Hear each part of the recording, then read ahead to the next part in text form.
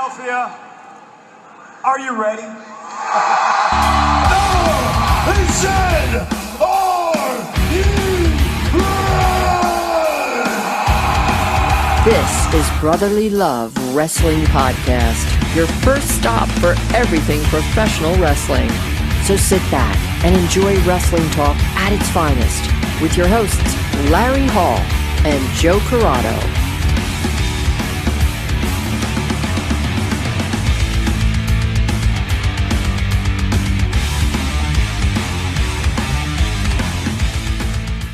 Welcome everybody to Brotherly Love Wrestling, and on today's show, joining us is Gabby Ortiz. Gabby, welcome to the show. Hi guys. Thanks for having me. No problem at all. We thank you for joining us. So basically, what we're going to do is we're just going to shoot the shit. Yeah. Talk anything wrestling and anything that might come up otherwise throughout conversation. Okay. And we want to start with and kind of follow up with the question, like, why wrestling? Like, what made you I become ask a wrestler? myself that every day when I wake up in the morning. I'm like, why wrestling? My body hurts. No, I've always loved wrestling. I mean, as you can see, I have China on my shirt, so I grew up watching it. I fell off when I got older and like started focusing more on music and theater.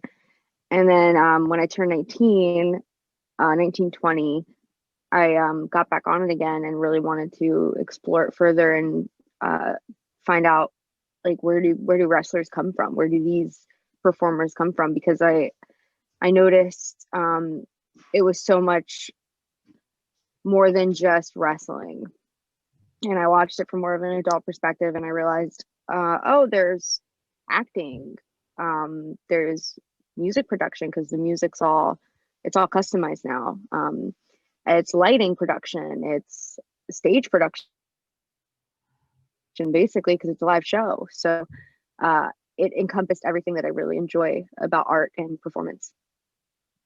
So you said you went into theater. Does theater play a big part of your wrestling career? Do you lean on that? Oh, it's huge. Yeah, I mean, I am not super athletic. Like, I'll tell you that straightforward. Like, I'm not an athletic person. The athletics is it doesn't come easy to me, but character and promos and storyline, that comes really easy to me. And that's gotten me to where I've been able to go in my career so far. So I lean on that very heavily. And now I have amazing trainers that can me to be able to marry both my performance art and combat sport and put it together and make Gabby Ortiz. Now, do people come up to you and, like, since you do have the theatrical aspect down pretty well, do people come up and ask for pointers or anything like that? Like, do you have people that will? Yeah, I do. It's been I've been able to sort of, I guess when I first started wrestling, I didn't tell anybody what my background was. I sort of just came in as a fan and I was like, I want to do this. And I was very much like seen, not heard. I was super quiet, super reserved. Nobody really knew anything about me for a while when I first started. And then one day we had promo class with Kevin Kelly at a camp we did at the Monster Factory in Paulsboro, New Jersey. And I decided, like, I guess today's the day I'm going to show everybody what I can do. And then I did, and everyone was blown away. They were like, who is this, like, weird girl that started training here a couple months ago? Like, where did this girl come from? And then I sort of, like, proved myself that I belonged in this community of people because I understood promos and promoting yourself and doing a tight 30-second promo and getting my character across very quickly. And I gained some respect in that aspect, I feel, because Damian Priest, who was my trainer at the time, aka Luis Martinez, he like jumped out of his chair. He was like, so where did this come from? And I was like, I've always been this. I don't know. Like, I wanted to learn before I really showed anything. And that was a really cool turning point in my journey in wrestling. And since then, I've gained that respect, and I've gained, confidence in people that I know what I'm doing when I talk. that I've been put in a position by Danny Cage, the owner of the Monster Factory, during our promo classes to give pointers and give critiques, because that's something I'm very strong at. Now, I had a question. Now, working different promotions and being like a character-driven wrestler, like you said, I mean, you're not overly athletic, but I think you're athletic enough to be in the ring. I don't think you give yourself enough credit, but being so focused on character, going from promotion to promotion, how do you find it easy to change it up, or do you stay pretty much same character the whole way, or is it kind of like a change up every time you go somewhere new? You tell me what you need from me and I'll give it. That's it. Like, that's what I try to be, super flexible and super collaborative with promoters about what they want from me. And a lot of the time, because I know a lot of the promoters I work with, either they've been to shows that they see me wrestle and they want me to perform, or they're familiar with things they've seen online, that they trust what I can bring to the table. But I love having the conversation about, like, what's the next, what are we getting out of this? Like, what's coming next? You know, what are our plans going forward? So I can kind of build off of that. But a lot of the times promoters just give us the best match you can. And it's like, come on, man, give me a little more. So off of the people you said with your trainers and helping you out, and you said you were a fan when you were younger. Now, and as you do your promo work and you work on it, is there anyone you remember when you were a kid watching that you kind of draw off of and maybe take some from to use with your own stuff? So I love the storyline with China and Eddie Guerrero. Like, I love that. So I watch segments from that often, because it's something that I like. I don't know why it speaks to me so much. I just thought it was such a kind of sweet when it was happening. Kind of like, so I draw a lot off of that. Like, I feel like I would be the love, like, if they had a baby, that would have been me. China and Eddie Guerrero had like had a baby. Like, it would have been Gabby Ortiz. So was China Guerrero a name that you were toying around with maybe, but when you started? Yeah, you know, actually, I might go with that. No, that would be so disrespectful. I mean, with that storyline, they were both pretty much polar opposites. One was loud and abrasive. One was kind of quiet, strong and quiet. Mm-hmm. I mean, I think that's why it kind of worked. It was like the opposites attract type. Yeah. Like, it shouldn't have worked. Like, by anyone's imagination, it shouldn't work, but it did.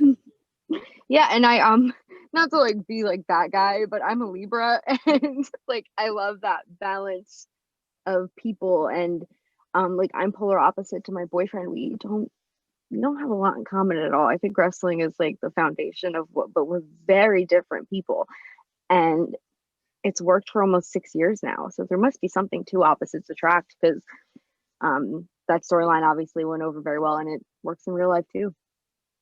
I think it works well everywhere. I mean, that's kind of like my wife and I, we have different viewpoints on a lot of things, but I mean, we make it work at the end of the day. I mean, it just does. It's just one of those things that just works. We counterbalance each other like crazy. Mm-hmm. No, it's a wonderful thing. It really is. And then you learn new things too, because you're seeing things from a totally different perspective with another person. Yeah, if you're listening, that's the big thing. You got to be listening. Yeah. Sometimes us men, we don't do that all the time as well as we could. I love the self-awareness. It's wonderful. Oh, believe me, my wife will be the first one to tell you. Well, it means you're listening. So good job. Yeah.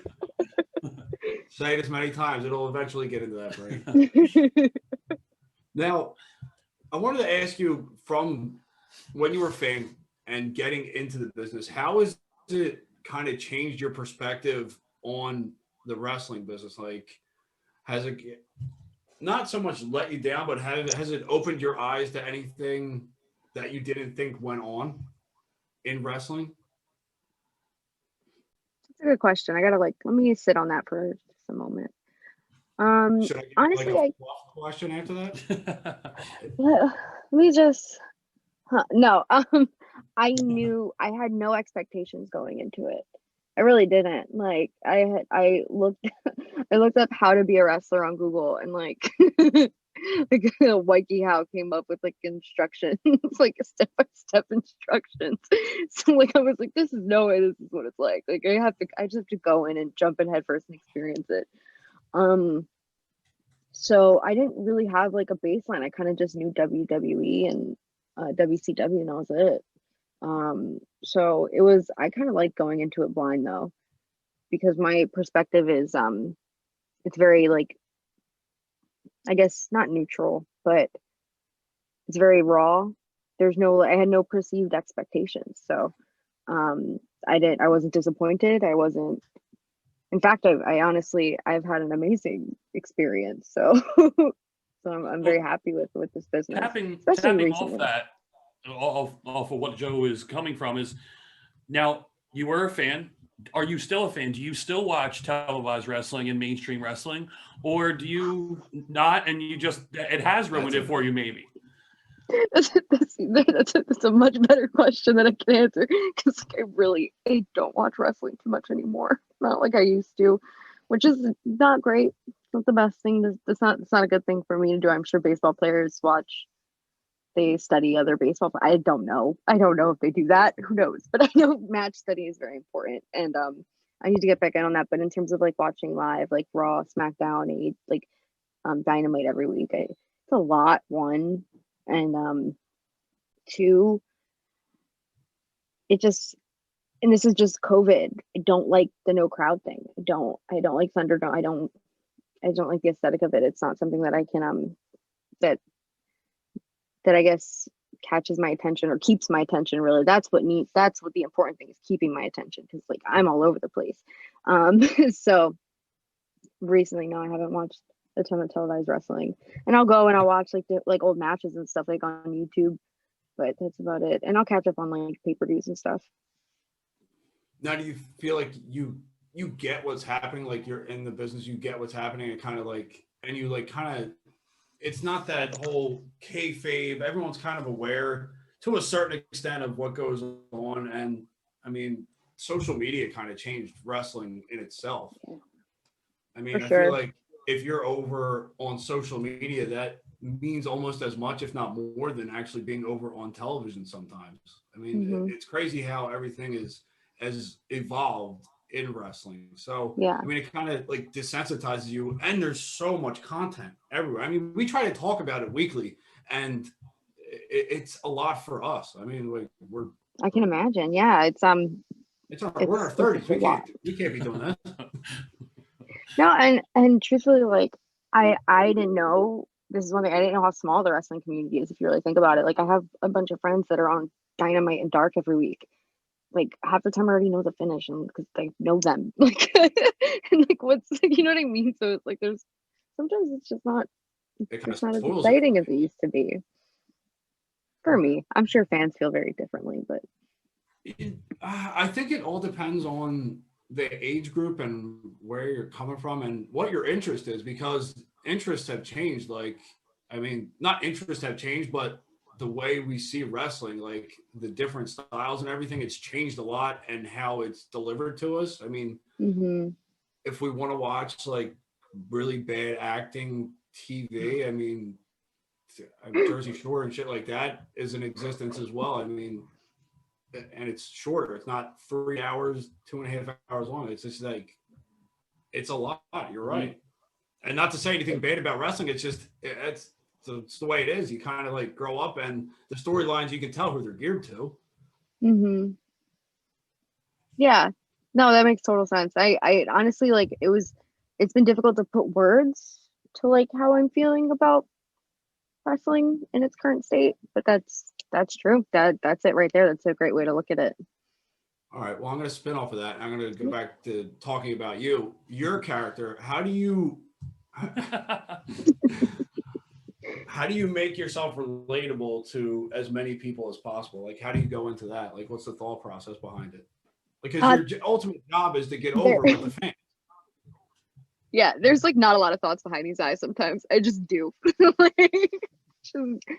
I think the most relatable thing about me is that I'm just who I am. Like there's not much else to it. I take the experiences I've had through my life and things that I learned and I apply it. And that's how what everybody does, right? So that it's just kind of what makes me relatable is that I don't try to like, I'm not anybody else. I'm just Gabby Ortiz and that's who I am. And I wish I had like a much better way to describe that, but I don't. Sorry. I think people always wanted it to feel real and believe that it is real. And I think when you're coming off as real, that's the most relatable thing there is, when they can see like, okay, this isn't really an act that we're used to. This is this actual person. This is how we believe this person is. Mm-hmm. Like, I think that makes you relatable to many fans. Like, that's anybody that acts that way, that you can see Yeah. that person being that person when the cameras are off. Yeah. And like, I think you can really easily tell when someone's like not being their authentic self. I've had moments when I've looked back at matches on days that I just wasn't having like a good day. And I've looked back in that match and I'm like, oh, I can just tell by like my demeanor that like I was having a rough day and it comes off in my presentation. And I've seen that with other wrestlers too. I've seen that with other actors and musicians. When you're just not being your authentic self or something's off, like I think that energy is something that anybody can really feed off of, and anybody can really tell if that's who you truly are. So that's a whole thing about energies and stuff. I won't bore you with that stuff. I mean, if anything, you're educating us because we don't get to talk about energy waves and whatnot. So Yeah, you just like, really just tune into your aura and who you are, then you can really like get into it. No, I'm kidding. Could you imagine if I just like twisted and I just was like a different person? That again, that would have been a first if you would have just flipped the switch on us mid and went kind of like hippie. Was I getting that? Were you trying to be like a No, little? yeah, you got it right on the money. Thank you. Okay, I didn't want to make a fool of myself again. So, Gabby, going forward now that is 2021, and hopefully the bad year that was 2020 is behind us, and we can move on. And hopefully now things are opening up, restrictions are lightening a little bit, and hopefully we're getting closer to the point where more independent shows, more companies are going to be getting fans, like you said, because it is very boring to not have fans on at least televised, and to not have any kind of indie shows and stuff really, really sucks. So going forward, what is the goal for you? Where are you trying to get, and what are you trying to do as far as 2021 goes? So on a just personal level, I want to get physically better looking. I'm working really hard on my training schedule and my diet and things like that when I was in my early 20s, like I didn't really have to worry about. I always just looked really nice. As soon as I turned 26, something happened, and and my metabolism was like, no more burgers, just 2 times a week. It doesn't get any easier once you hit 30. Shut your mouth. I don't want to hear it.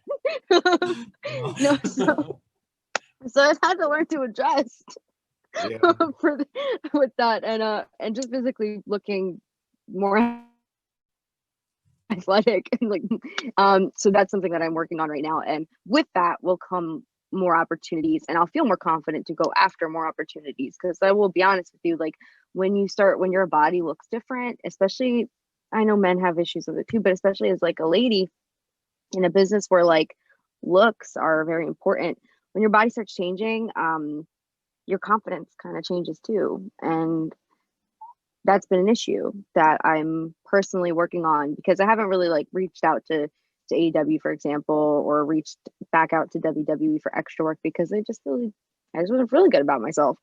So working on that is very important to get back to getting more opportunities where you'll be seeing me more, hopefully. Now, do you think that's gotten better as of now, of the whole look thing and the typical look? Because back in the 90s, early 2000s, there was the typical look. And Yeah. Do you think that it's easier now or better? Like there's not as much pressure to look one certain way. Like, do you feel like there's enough of Yeah, no, a variety? there's a lot of, yeah, absolutely. There's way more inclusivity. This is all coming just from within. Like this has nothing to do with like society or how body positivity is played into professional wrestling. I want to look a certain way, and I think I'm valid in that. And but I love the inclusivity in wrestling. I love that there are different body types in wrestling now. It's awesome. It's incredible to see. Well, here's the thing. I mean, people can tell you how they feel about you and say that, oh, you're great. But if you don't feel it, then it doesn't matter what anybody says. I mean, Yeah. it's nice to hear sometimes when you feel like shit, but Yeah. I mean, if you don't feel it, like everyone wants to look a certain way. If you get to that point, then you'll be happy and people will see that. Exactly. It's outside in. That's really what it is. Pretty much. Yeah. All right.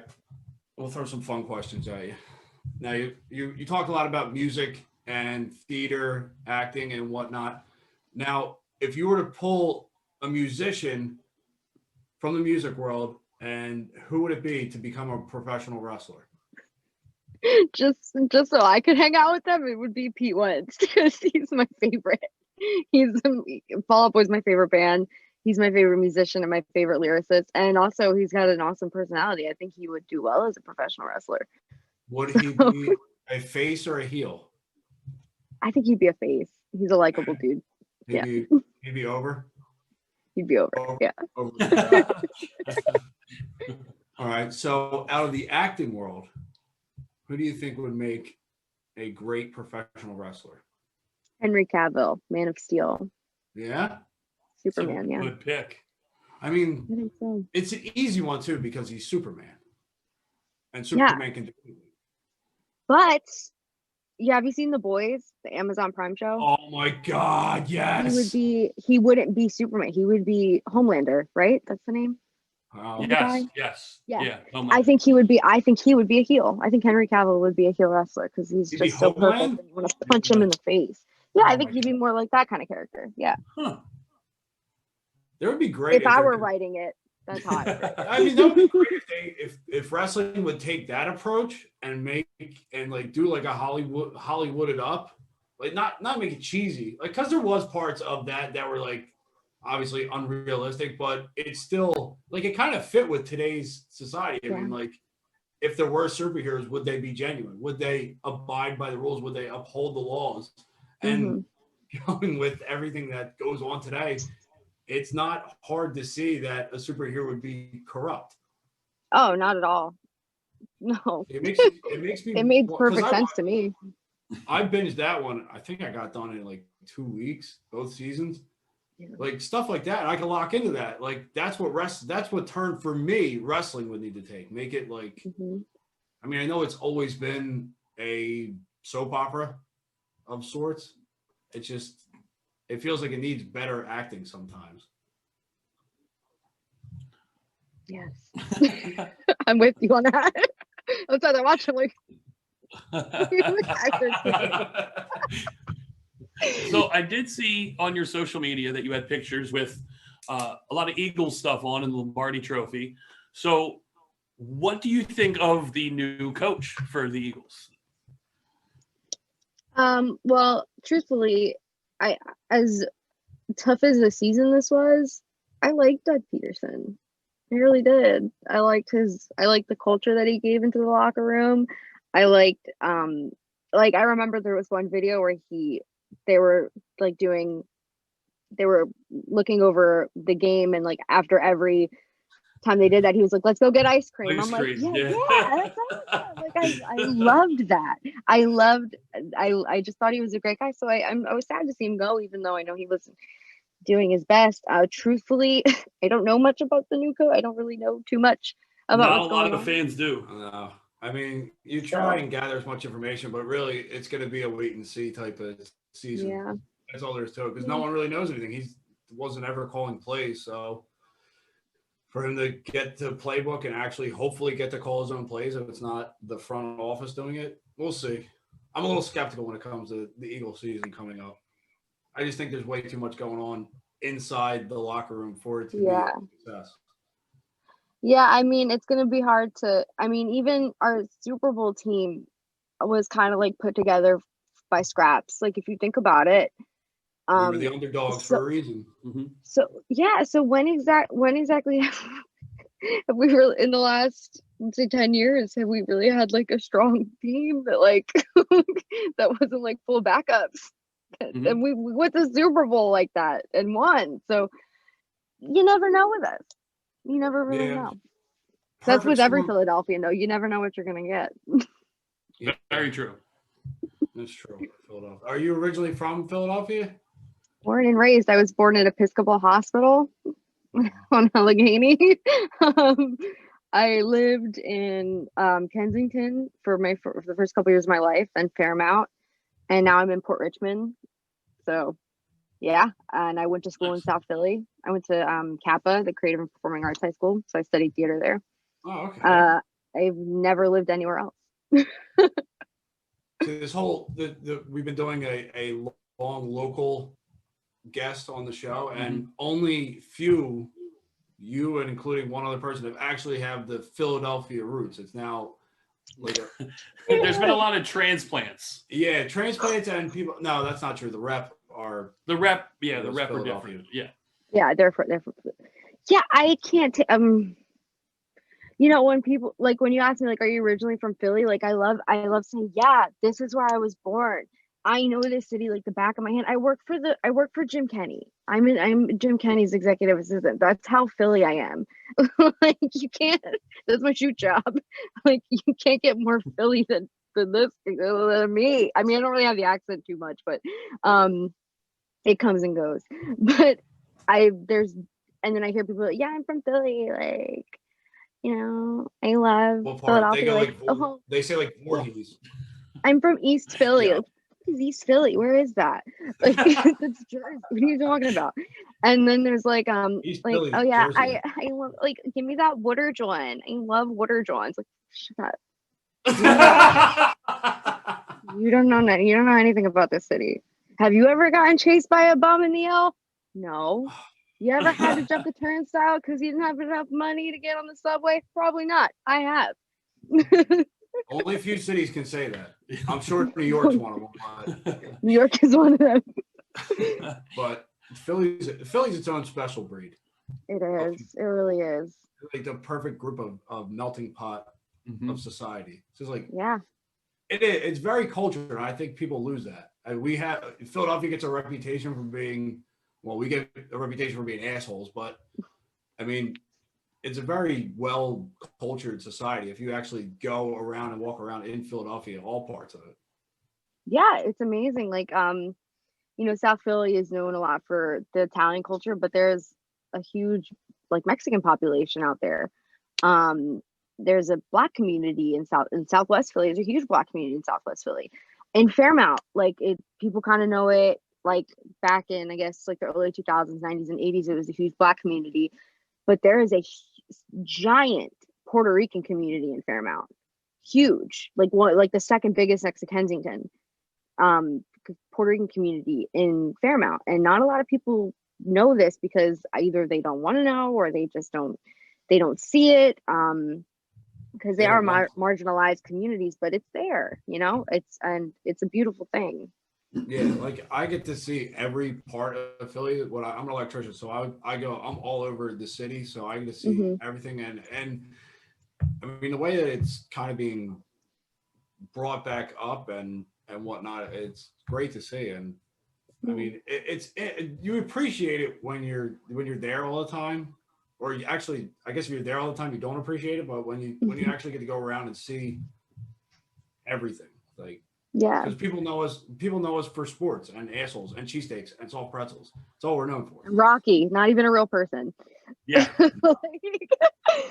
like it's so fun don't ask anybody from Philadelphia that though. I will say it. I don't care. I might lose my Philly card, but I don't care. I knew you were gonna say it. You don't. I knew you were gonna say it. I'm like, I like Sylvester Stallone's great. I think he's he's a cool guy, but like everyone like Is it a I guess generational thing, or it's just that no. not Because relatable, like or the most people my age like love Rocky. Like everyone loves Rocky. everyone loves Rocky. What am I talking about? Everyone loves Rocky. It's not even about the story. It's not about anything like that. It's because people who aren't from Philly pander to me with it. They're like, oh, like Rocky, and I'm like, shut up. And they're like, oh, have you ever ran up the art museum steps? And I'm like, no. That's Like, the touristy thing. That to do. yeah, that's like going to Pat's or Gino's for a cheesesteak. If you're from Philadelphia, you don't do that. You laugh and you yell at the people that are blocking the road when you're trying to get down past Young Avenue, trying to get somewhere, and there's someone standing in the middle of the road. I Tourists. mean, what are you taking a picture? Like, go on Google. There's millions of pictures of these places. Just look at that. Like, Yeah. what do you need your own picture? Everyone's got to put it on their Instagram and everything like that. They're here. We're so important. We're at Pat's and G. Great. See, that was Philly. Yes. Well, I'm glad you brought up the accent a little bit, because there is a question off your social media. I wanted to, because we both asked ourselves this when we read it, was how do you pronounce the candy that is brownish? I'm not going to say it because I don't want to pronounce it until you pronounce it. I want to see how you pronounce it, because we said it the same way, and it's not how you spelled it or phonetically spelled it. It's caramel. Thank you. Yes. All right, good. All right, I was like, we agree. Yes, caramel. We were like, she's gonna say caramel or caramel. No. No, it's not how you say it. It's how people who think that they're fancy say it like that. Like people that think that they're like caramel macchiato. No. Caramel macchiato. I'll get you that. No, me and my boyfriend, like just a couple. That's why I tweeted about that. That's why I was like, yuppie said caramel. Me and my boyfriend got a pretty big argument about it. I was like, you think I'm stupid, don't you? And he's like, yeah, because you say it's stupid. I'm like, it's not stupid. Wait, how does he say it? He's like caramel. Caramel. I don't know. I don't freaking know. It's pronounced, when you spell it the way we pronounce it, it's CARMULL. Caramel. That's how you say it. And it's not wrong. Okay, I did a lot of research on this. It's not wrong. It's not totally right, but it's also not wrong. We also say water. Yeah. You know, we have What's a lot the point of saying words with all the letters in it? Like, it takes too much time anyway. No, there should be no G. It should all just end in N. See, this is why I get upset with people when it comes to like grammar and like pronunciation of stuff. It's like, did you understand what I said? Did you understand? Did my point get across to you? Yeah, then shut up. Why do I have to be perfect and proper? His wife does it to me all the time. And we are in the middle of talking, and I'll out of nowhere say, Joe and me said this, and she says, Joe and I. I'm going, no, you understood what I said. Don't correct me. Just to correct me. You know what I meant. But I don't need that. Don't correct me. You know what I meant. I'm good. Yes, but for people we see all the time, it's an easy way to get under their skin. So now you just do it purposely and watch them like twitch. Yeah. Gotta correct. Sounds fun to me. It's like someone trying to reboot. Oh, it's so funny. That's my wife. The pain in the ass. Sounds great. It's a loving pain in the ass. Gabby, we want to thank you so much for taking the time and talking with us. It was great having you on the show, and hopefully we'll be seeing you a lot more places. Wait. I wanted to ask before we jumped off, because we talked about no crowd wrestling. Have you wrestled no crowd yet?